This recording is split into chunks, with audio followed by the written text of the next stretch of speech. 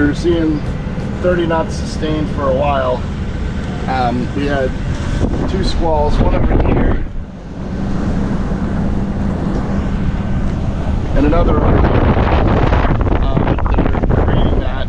Up ahead is Virgin Gorda, and we're about maybe halfway across right now from Anegada Passage. And yeah, it's we're heavily reefed and motor sailing. Scrap of headsail out and about half of our main as well.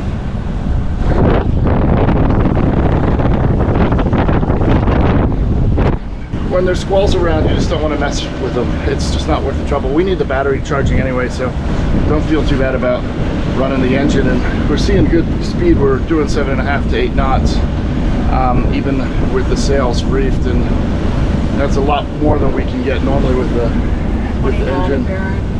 29 apparent. Yeah. It's not worth messing your sails up, getting tears and whatnot. You just have to take this as part of the whole deal. Right? I think of it more as we've learned not to try to kill ourselves during this. So reef the sails, put on the engine. It's only an 11-mile sail. Enjoy it. Yep. All right, so we're back down to 15 to 17 knots of wind, and we shook the sails back out, shook the reefs back out,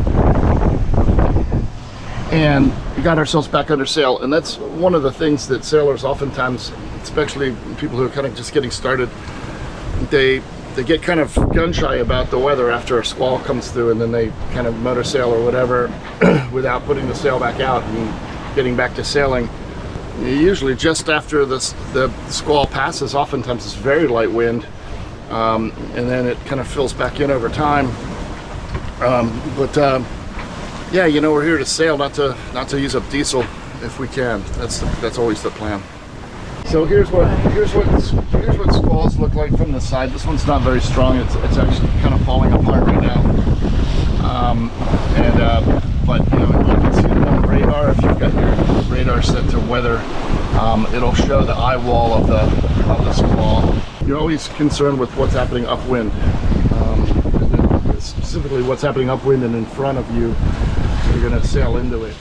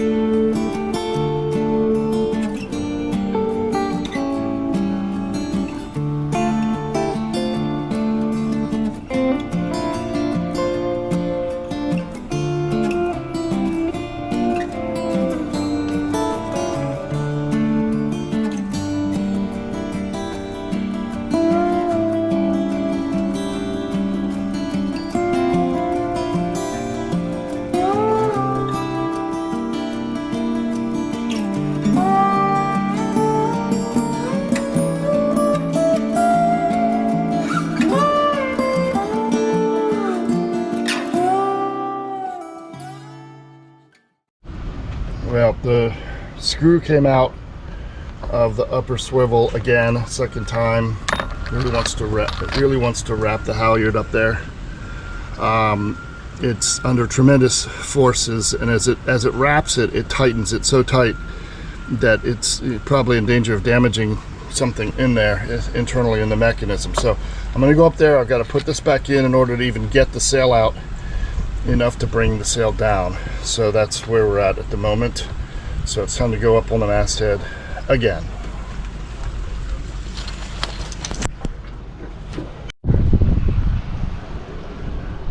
Over the windows? Sure, why not? Some pads in over the windows in case I drop something. Okay.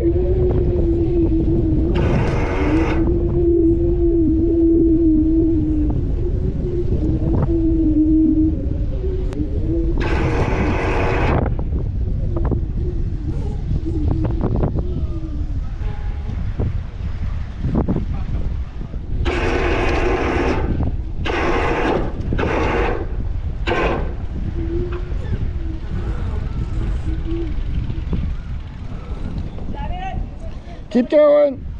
Is it all the way out? Looks like I got one more turn up here. Looks like I've got one more turn up here.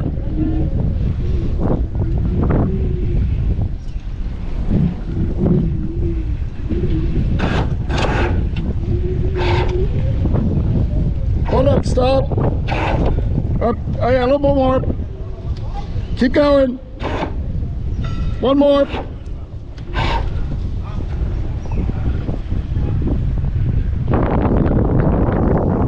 Can it go another turn?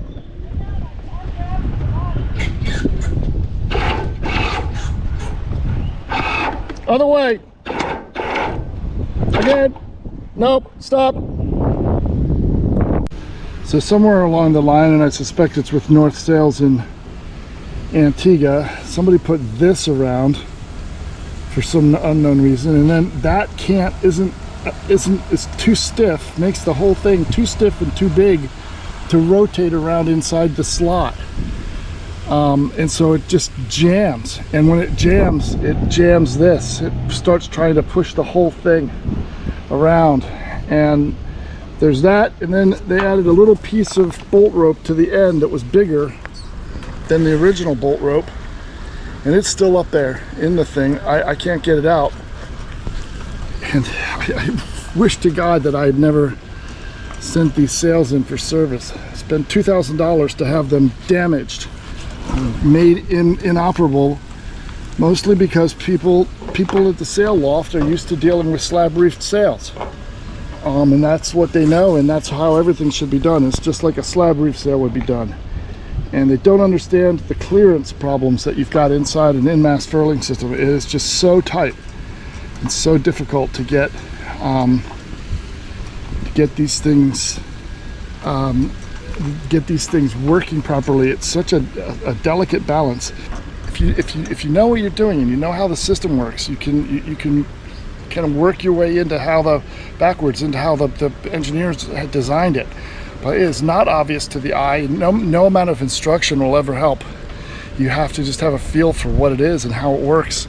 And knowing that something like this is just never going to work. I know you're trying to reinforce this strap, but this strap goes all the way down to here. This thing isn't doing anything. All right, so I had the machine shop go and re-tap this for an M10 bolt, and I red Loctited that in. Yeah, I think we're ready to go on this one. Just got to get it up on the mast and make sure it fits okay. Everything's working fine. We'll take a look at that here in a minute. So what I did here was I used this zip tie to hold the foil forward as much as possible,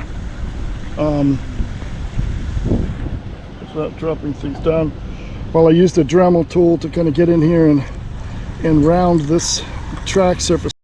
So the idea is to be able to smooth this track out so that it can go between there.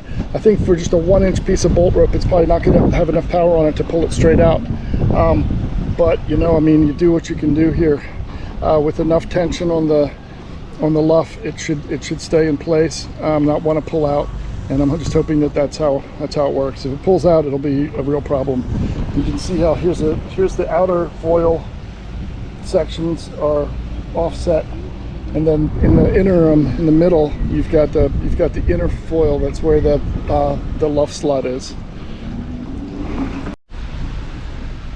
Down here at the bottom, I'm getting ready to safety wire this hasp on. shackle on, and then we're ready to go back and get the sail up and make sure everything's working the way it should be. I have to reassemble the drive unit. We'll be good to rock and roll. Okay, so we've safety wired this. Safety wired the shackle here.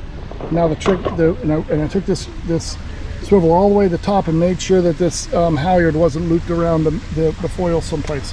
So that's another way to have a quick fail. I'm going to pull this up some. Well, we've got that part taken care of. We're going to start dealing with the lower part, and that means the bail down here has to be lined up with the luff slot. So I need to turn that around and make sure that we have that done properly, and I could just spin this by hand. Yeah, there we go. It's spinning nicely. It's a good feel. The bearing up top feels good. It's nice and smooth, and that's really what we want. This comes through here, and all we need to do is put the pin through.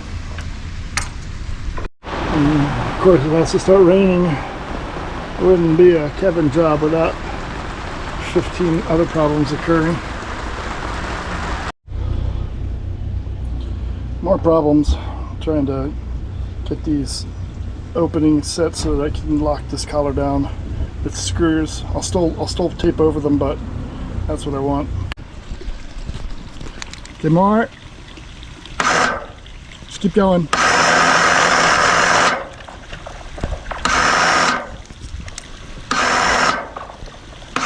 That's it.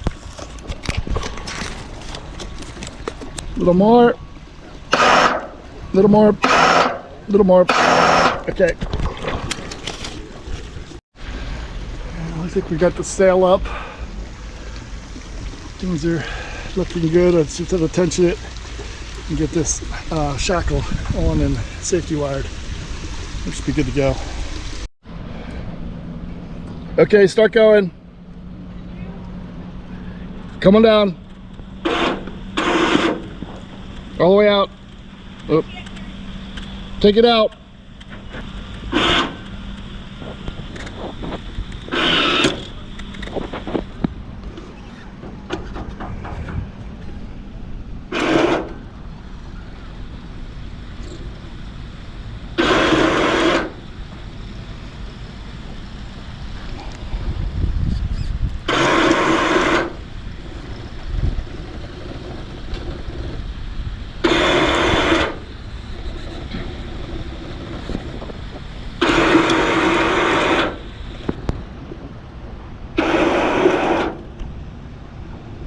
Can you bring it out a little bit more up top?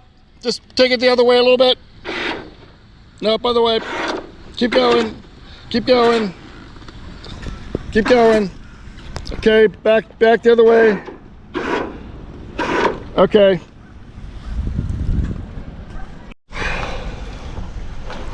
Yeah, you know, I mean, there's just no project that we do around here that doesn't fail somehow. It just doesn't ever stop. I mean, I just got that split ring back in up there. But you have to get out the hot knife, cut the, put this back. And what's happening is that without enough luff tension, it's wrapping this around the foil, wrapping the head of the sail around the foil, and then creating a pulling motion on that.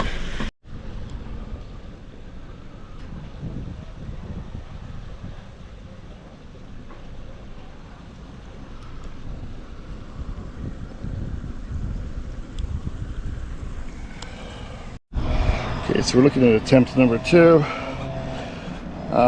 Okay, why don't you try bringing the sail in. Ways to go to get to the top of where we've got probably 8 inches more that we could pull the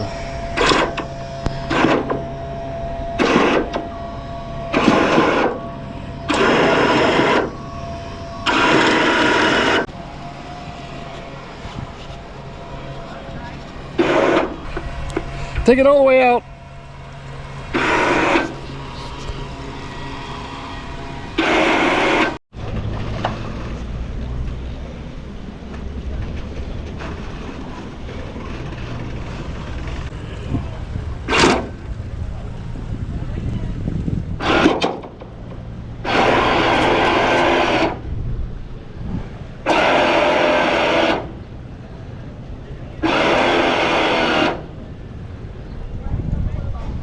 Keep going.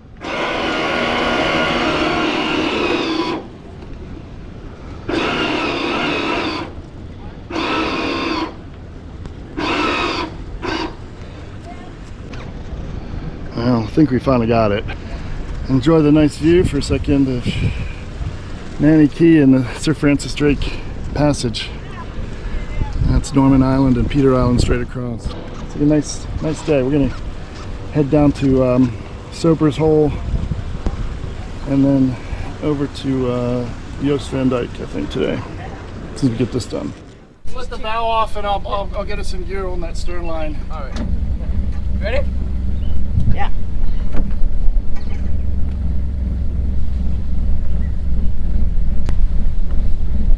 And now this midship cleat. There's two of them there.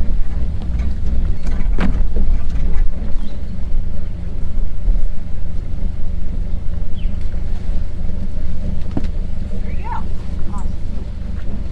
So much. Take care now. See you guys next time. Yes, sir.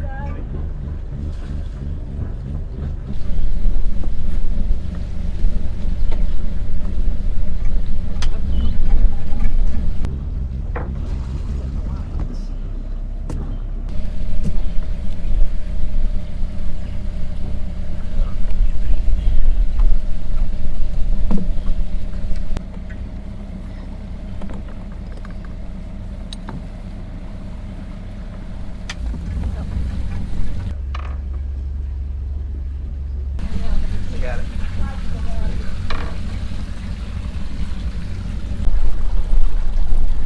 Oh shoot, that's the fuel dock.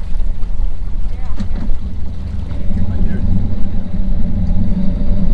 Thought it was the next one. I thought it was the next one. The next one is fuel loader too, but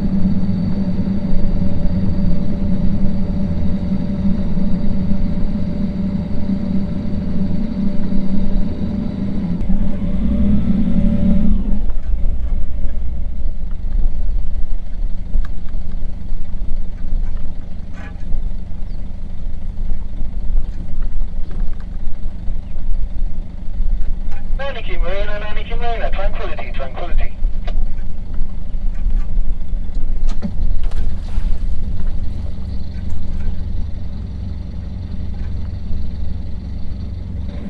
Tranquility, got 6-9. 6-8.